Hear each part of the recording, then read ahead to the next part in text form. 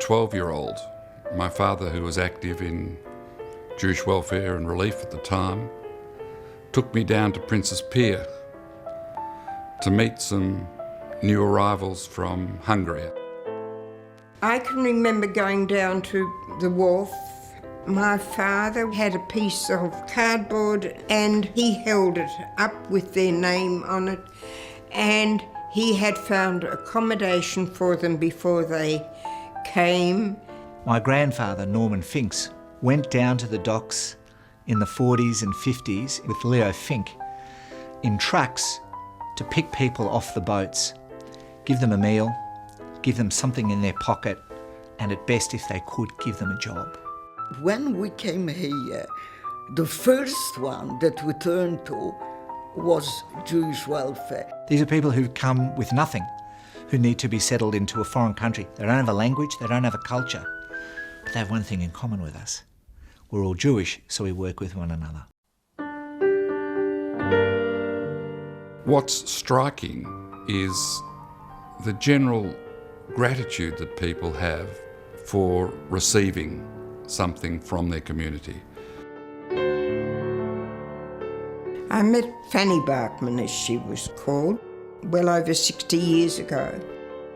I took my son Bruce to visit Frances Bachman house. He looked at these kids and he said, "Mummy, where did all these kids come from?" Well, they came from broken homes, came from overseas, and we just gathered them. That's how Bruce first got involved. As a 12-year-old, I became aware of a number of children who lived in family group homes in Caulfield. In 1972, I became responsible for the supervision and management of those very group homes. They had to have 2 dishwashers, a milchig and a fleishig, and they were strictly kosher homes. Jewishness is an enormous part of what your identity is in a social as well as a religious context. In my position as admissions officer of Montefiore, I got to know a lot about the families. A lot of our residents and a lot of people in the community are Holocaust survivors, and they talked to me about it. I remember visiting with my parents at Montefiore Homes. I always had an empathy for older people and those angels that looked after the people out there, and their needs were very great and very sad.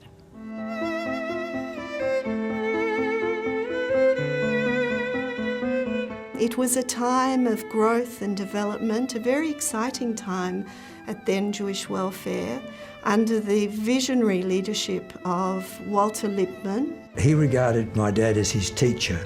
The two came from different backgrounds, but they respected each other 100%. He worked to make this community stronger and to provide services and programs for people in need. Elsie Ehrenfeld was a survivor. All her family was lost. When Auntie Elsie died, she left all her possessions to Jewish welfare. She had a very strong wish to express her appreciation for the fact that she was living at Jewish Community Services accommodation and to give back to the community. Her money was actually used to build the entire infrastructure for the assisted housing in Jewish care today. People who make sacrifices like Auntie Elsie is an example that we can all learn from. Time goes on, many of these young people that are doing the Young Achievers program will be great contributors to our community. As our community matures, one hopes that more people can make a choice to work in a social service area. We need to give whatever we can so that the services provided by Jewish Care will survive forever. And I believe it will. That was a family tradition, that you look after other people look after you.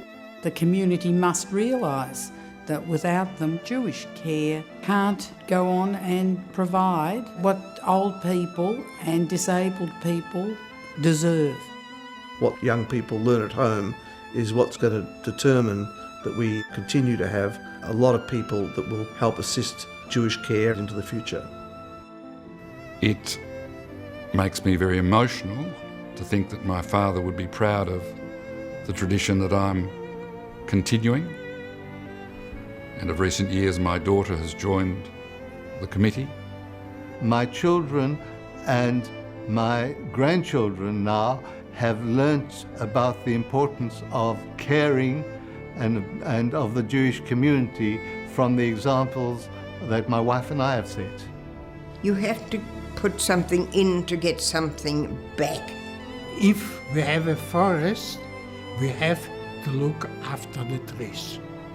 Jewish Care is Jewish Melbourne. It's the heart and soul of who we are. What holds us all together is our ability to look after one another. I didn't regard the 30 years I did as a sacrifice. I'm only sorry I couldn't have done more.